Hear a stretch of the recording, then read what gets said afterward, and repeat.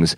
And there were several times where we asked him, Tom, like, this is your guy. He stabbed you right in the back. Like, isn't there a part of you that is personally hurt by that? Or do you see what's going on? And he just said, no, people ask for trades all the time. It happens in the NBA. This isn't the first time. It won't be the last.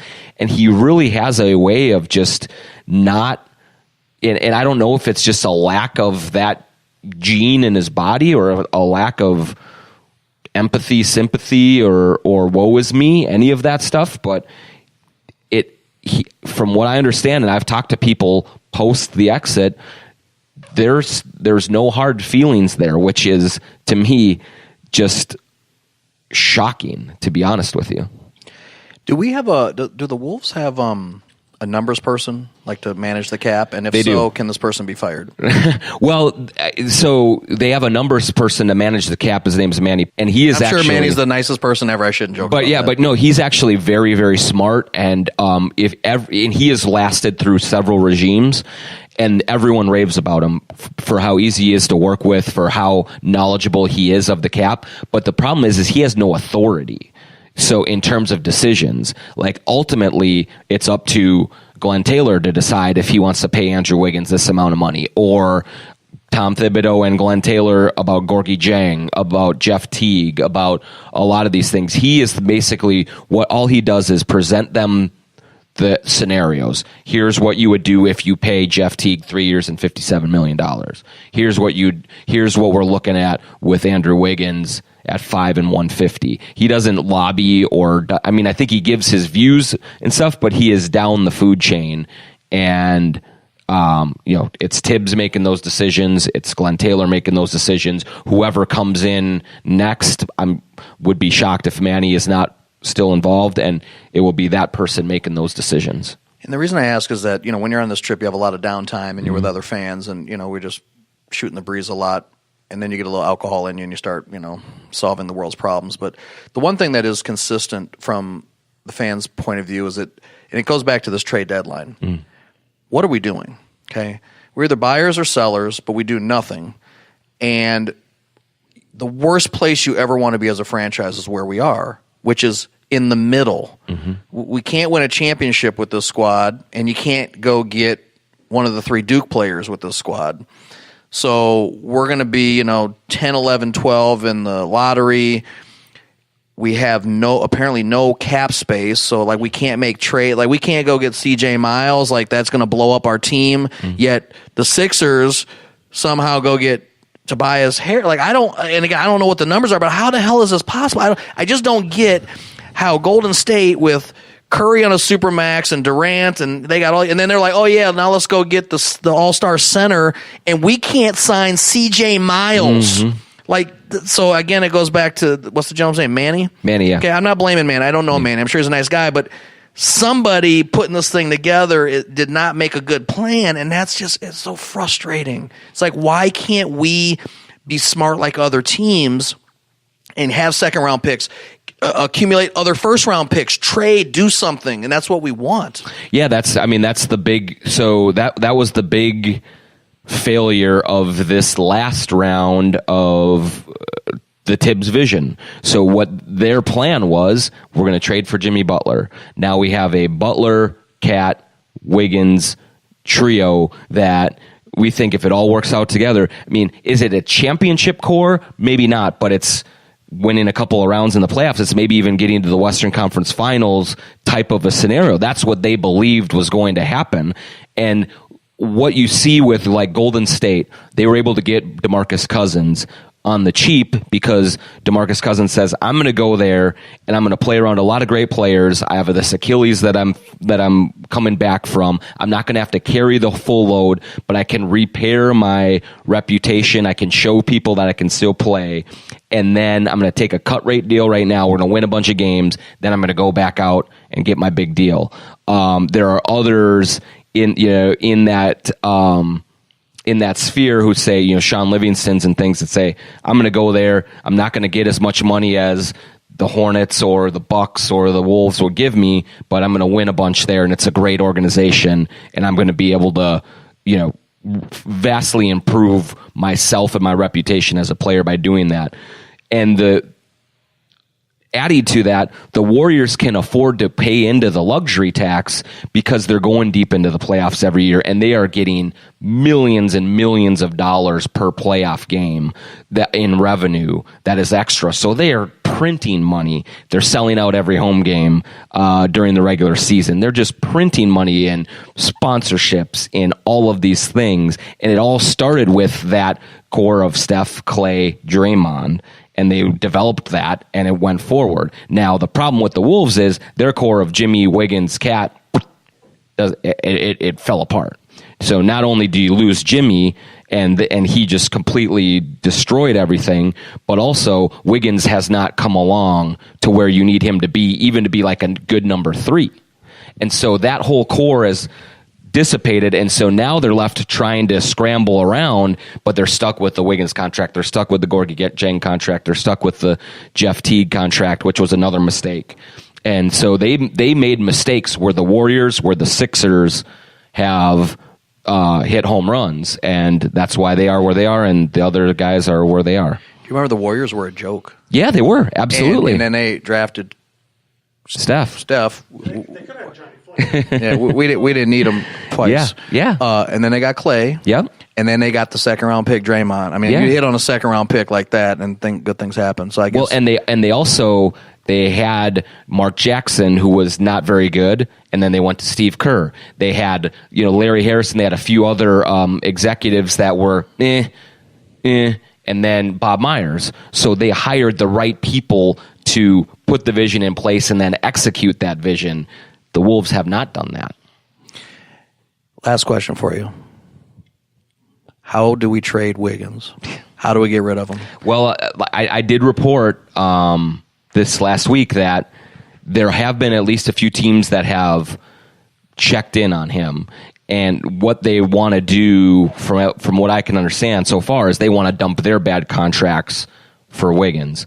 And so far the Wolves have said, no, we're not going to do that. What they need to have happen is Andrew to play good, well enough for 2, 3, 4 months, whether it's at the end of this year, start of next year, to give some GM around out there look and say, gosh, look at that. I can see enough there that I can fix them. Like I could fix him. He has enough athletic ability, he has enough talent and we can't get it any other way.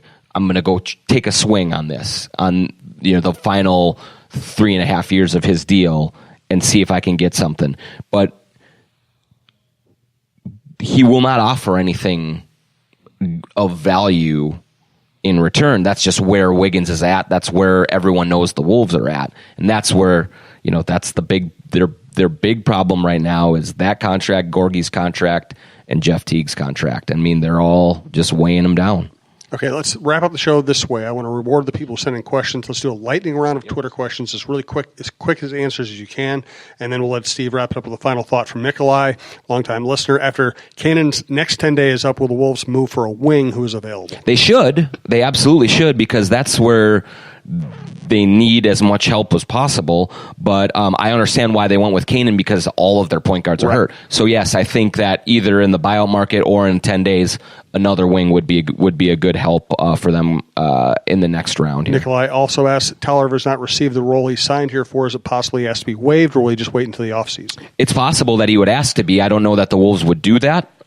Because there were offers for Tolliver at the deadline that they did not do, so which implies that they want to have him around. And so if they're not going to take anything for him, are they just going to let him walk away and still pay him? I don't know if that's going to happen. From Beige Praying Mantis on Twitter, the reality-based website, what is the likelihood Tyus is re-signed this summer? What barriers, difficulties lie with trying to re-sign him and Rose with very little cap flexibility? Well, the good thing is for them, if they want to re-sign one or both, they can go over the salary cap because they are under contract with them right now. That's why if you would have traded Derrick Rose last week, you would have not been able to come back and get him in free agency, essentially. He would have bid himself out of here. So if you want to keep him for another year or two, the best thing to do was to hold on to him.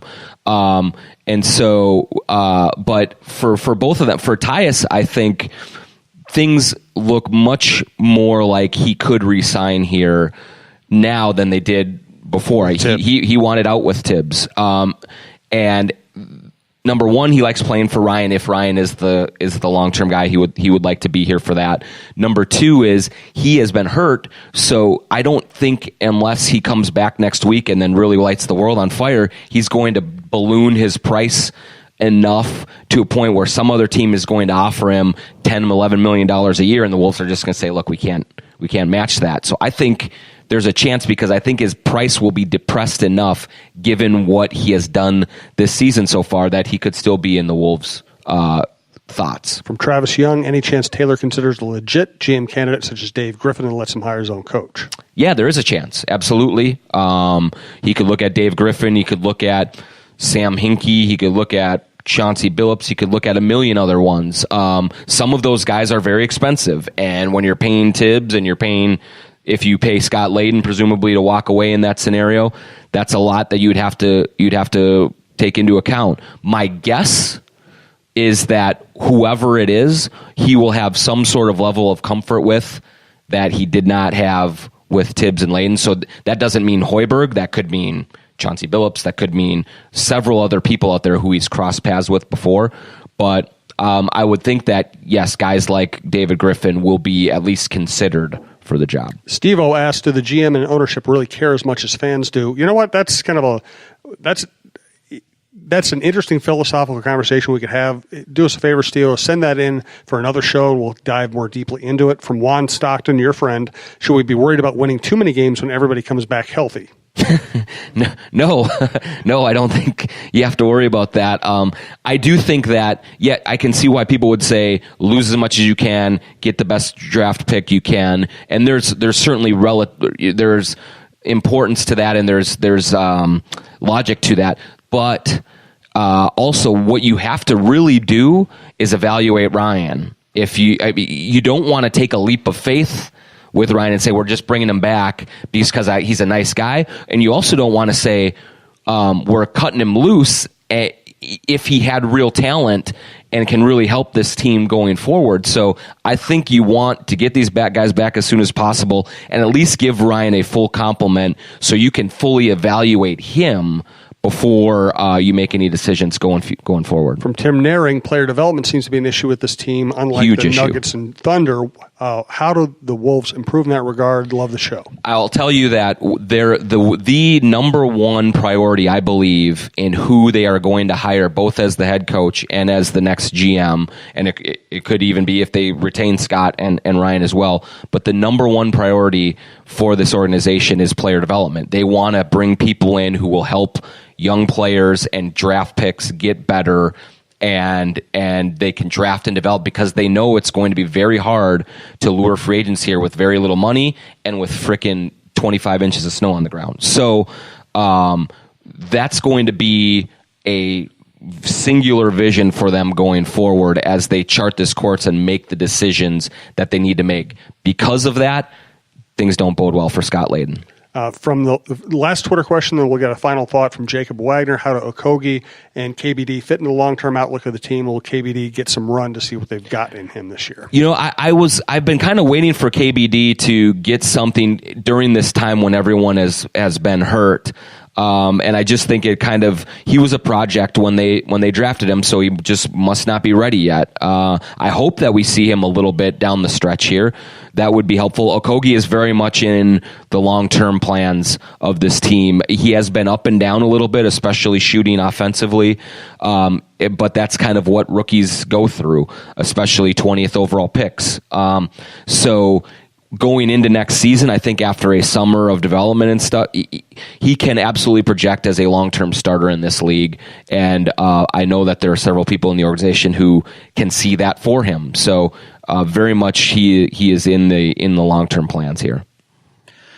The question came up about management and the owner, and do they care as much as fans? And you can cover it another day. But I don't sit here pretending to be friends with Glenn Taylor or his wife Becky. I mean, I talk to him, I sit near them. But what I can tell you is that they do care. With that being said, I do not, as a fan, want to hear, oh, well, we got to pay Tibbs and we got to pay Layden, so we don't want to go get the best GM. it's not my money. So but when you have $3 billion, okay, and your team has just for whatever reason,